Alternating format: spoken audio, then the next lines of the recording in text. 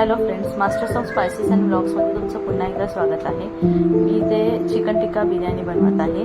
त्यासाठी मी एका कढईमध्ये पाणी घेतलं आहे, त्यात अख्खे मसाले टाकते आहे। अख्खे मसाले टाकून झाल्यावर ते पाणी बॉईल करण्यासाठी ठेवायचं आहे। त्या पाण्याला उकळी आल्यानंतर त्यात आपल्याला राईस सोडायचा आहे। इथे मी दावतचा बासमती राईस घेतला आहे, तुम्हाला पाहिजे तर तुम्ही दुसराही घेऊ शकता।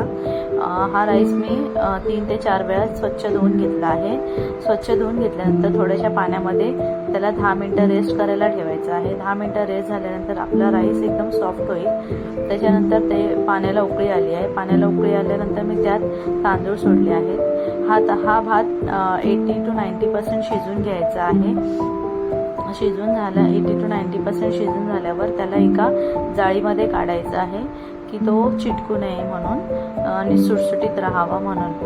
त्यानंतर मी इथे 4 कांदे घेतले आहेत आणि 4 टोमॅटो घेतले आहेत आणि आता त्याची मी प्युरी करणार आहे, टोमॅटोची आणि कांद्याची।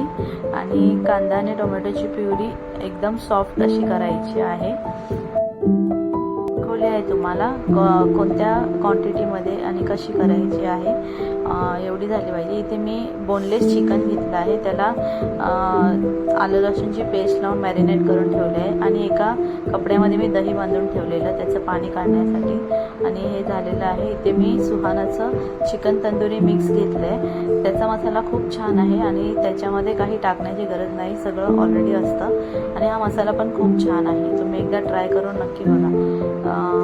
आणि मी आता चांगलं मिक्स करून घेणार आहे। मिक्स करून झाल्यानंतर त्याला एक 10 मिनिटं रेस्ट करायला ठेवायचं आहे।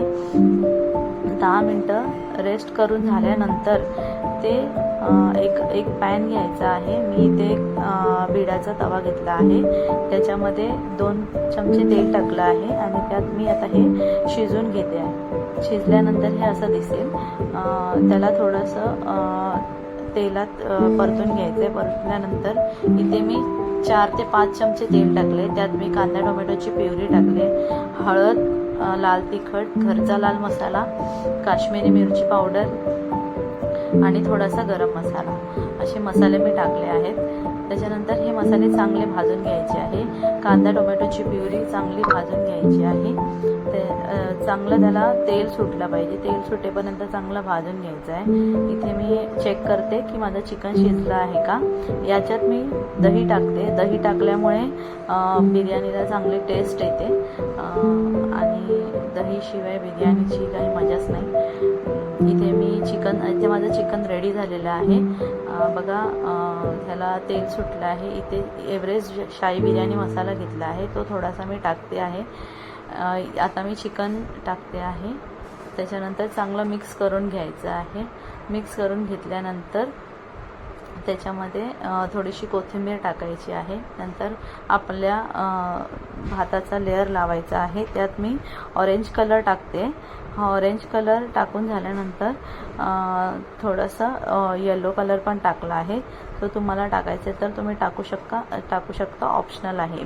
मला आवडतात कलर म्हणून मी टाकले। नंतर झाकण लावून त्याच्यावर एक जड हे ठेवायचं आहे, दगड किंवा तुमच्याकडे काही असेल तर, कारण त्याची वाफ बाहेर जाऊ नये म्हणून दमसाठी ठेवायचं आहे। दम झाल्यानंतर आपली ही अशी बिर्याणी रेडी झालेली आहे। तुम्ही पाहू शकता पूर्ण तांदूळ एकदम सुटसुटीत झालेला आहे आणि आपली चिकन बिर्याणी अशा प्रकारे रेडी आहे। तुम्हाला माझी रेसिपी कशी वाटली आणि हे मला कमेंटमध्ये नक्की सांगा। माझ्या रेसिपीला लाईक, शेअर आणि सबस्क्राईब करा। Thanks for watching.